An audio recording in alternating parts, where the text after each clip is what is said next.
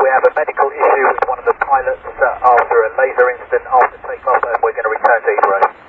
बिस्मिल्लाहिर्रहमानिर्रहीम, अस्सलाम वालेकुम। ये ऑडियो जो अभी अभी आपने सुनी है, ये वर्जन अटलांटिक एयरलाइंस की एयरबस 340 के कैप्टन की है। ये फ़्लाइट लंदन हीथ्रो एयरपोर्ट से न्यूयॉर्क के जॉन एफ कैनेडी एयरपोर्ट पर आ रही थी। जब जहाज़ लैंडिंग से थोड़ी दूर 8000 फुट की बुलंदी से गुजर रहा था तो पायलट को लेज़र बीम ने हिट किया।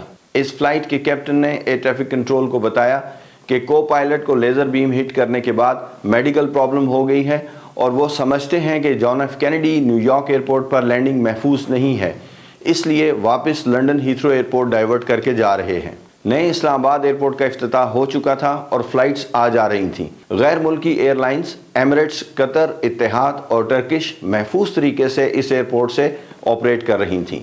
ब्रिटिश एयरवेज की फ़्लाइट्स दोबारा शुरू करने के लिए बातचीत चल रही थी। मैं इस एयरपोर्ट के इफ्तिताह के दिन से ही एयर ट्रैफिक कंट्रोल का पहला चीफ ऑपरेशंस ऑफिसर था।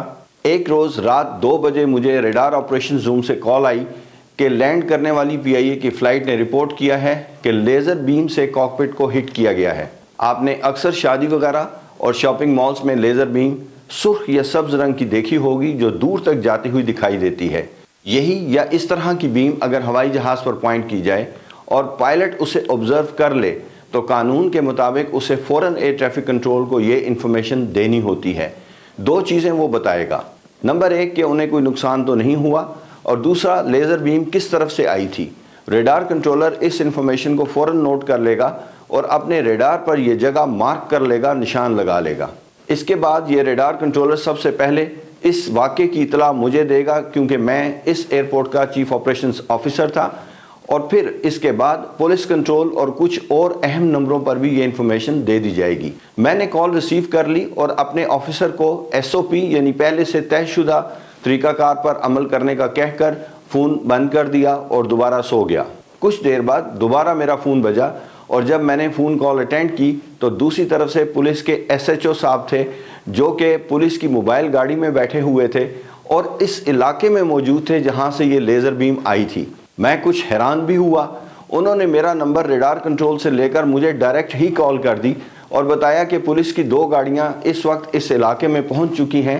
वहां एक शादी हो रही है और दूसरा एक शॉपिंग मॉल पर कुछ शक है। उन्होंने बताया कि वहां लोगों से पूछताछ की गई है, लेकिन इस वक्त वहां कोई लेज़र बीम नज़र नहीं आई।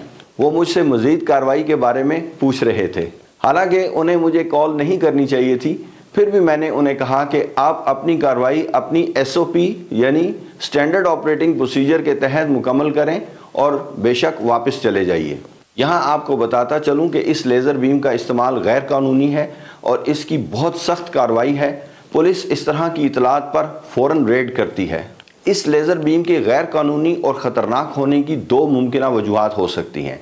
नंबर 1, लैंडिंग और टेक ऑफ पर हवाई जहाज़ जब बहुत नीचे प्रवास कर रहा होता है, उस वक्त लेज़र बीम अगर जहाज़ को हिट करे तो पहली चीज़ जो हमारे जहनों में आती है वो लेज़र गाइडेड वेपन्स के बारे में है। ये बहुत सीरियस और इंतहाई ख़तरनाक बात है और इंटरनेशनल कवानीन के मुताबिक एक जुर्म है। दूसरी मुमकिन वजह यह भी हो सकती है कि किसी ने शरारत की है और बाज़ार में आसानी से मिल जाने वाले लेज़र से ये हरकत की है। पहली वजह तो ख़तरनाक है ही, दूसरी इससे भी ज़्यादा ख़तरनाक नताइज रखती है और जो कि बहुत ज़्यादा मुमकिन भी हैं।